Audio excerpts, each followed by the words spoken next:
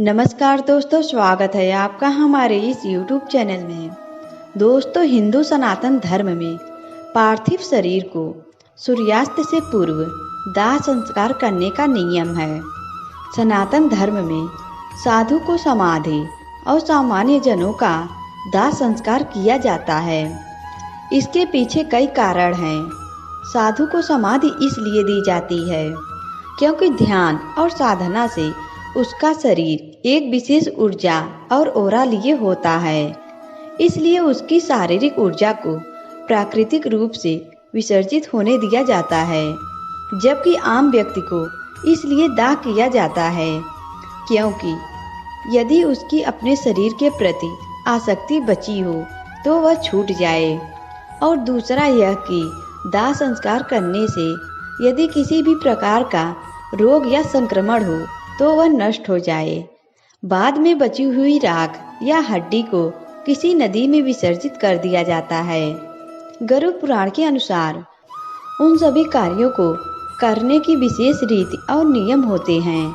रीति और नियम से किए गए कार्य से ही आत्मा को शांति मिलती है और अगले जन्म अर्थात नए शरीर में उसके प्रवेश के द्वार खुलते हैं या वह स्वर्ग में चला जाता है। हिंदुओं में साधु संतों और बच्चों को दफनाया जाता है, जबकि सामान्य व्यक्ति का दाह संस्कार किया जाता है। अंतिम संस्कार में शामिल होना पुण्य कर्म है। जिस घर में किसी का देहांत हुआ है उस घर से 100 गज दूर तक के घरों के लोगों को अंतिम संस्कार में शामिल होना चाहिए। अंतिम संस्कार में शामिल होकर प्रत्येक सक्षम व्यक्ति को कंधा देना भी जरूरी बताया गया है।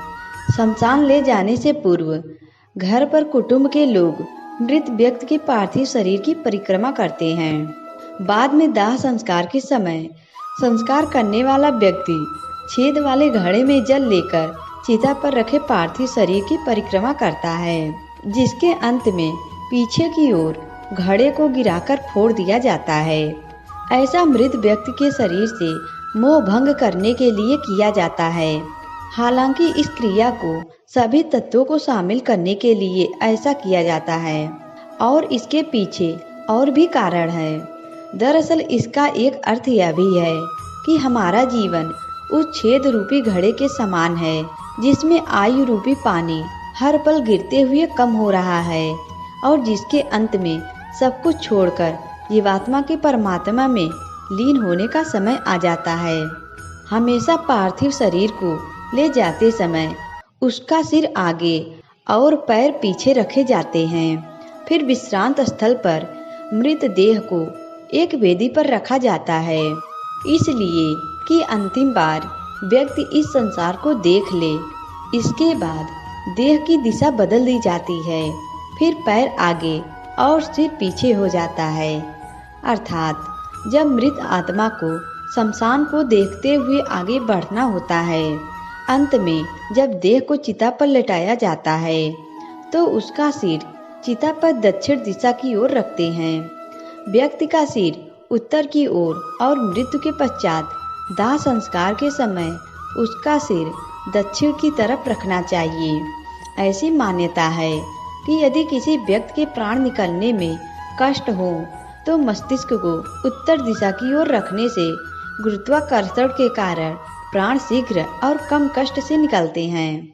वहीं मृत्यु के पश्चात दक्षिण की ओर सिर रखने का कारण है कि शास्त्र के अनुसार दक्षिण दिशा मृत्यु के देवता यमराज की है। ऐसे में हम पार्थिव शरीर को मृत्यु देवता को समर्पित करते हैं। सूर्यास्त से पहले दाह संस्कार। हिंदू धर्म के अनुसार सूर्यास्त के बाद कभी भी दाह संस्कार नहीं किया जाता है।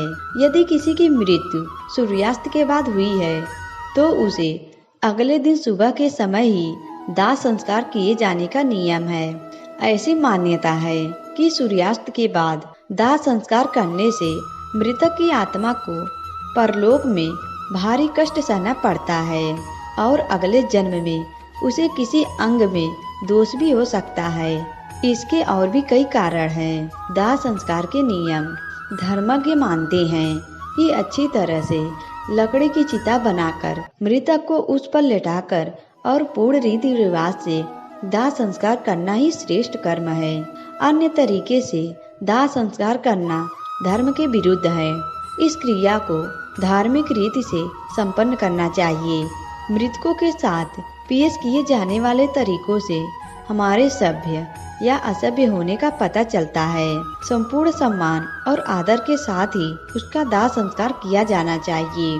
दोस्तों, आज की वीडियो में बस इतना ही। अगर यह वीडियो आपको अच्छा लगा तो वीडियो को लाइक करें और हमारे चैनल को भी सब्सक्राइब करें।